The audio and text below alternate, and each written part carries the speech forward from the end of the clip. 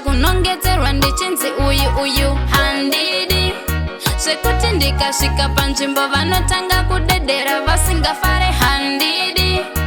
Kuva nemweya veutsi nekutsvinyira amwe kana kunyima handidi. Kuti ndikarara ndazokaswedere nchinzi ndarova murume vangu.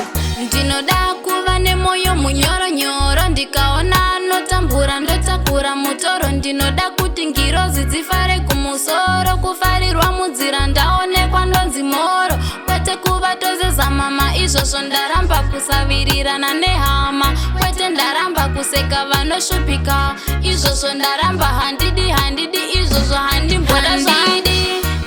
Tekufamba ndichishorwa kunongedzerwa ndichinzi uyu handidi.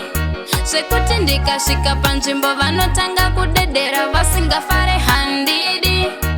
Kuva nemweya veutsi nekutsvinyira amwe kana kunyima handidi.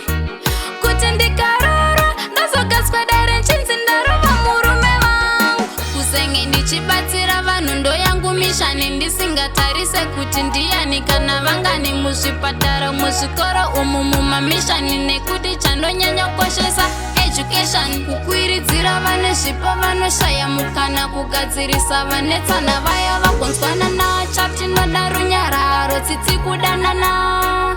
Hey, tsitsi kudanana. Tekufamba ndichishorwa kunongedzerwa ndichinzi uyu handidi. Zvekuti ndikasvika panzvimbo vanotanga kudedera vasingafare handidi.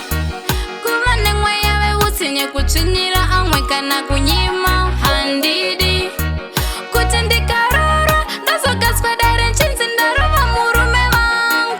Ndinoda kuva nemoyo munyoronyoro, ndikaona anotambura ndotakura mutoro. Ndinoda kuti ngirozi dzifare kumusoro, kufarirwa mudzira ndaonekwa ndonzi moro.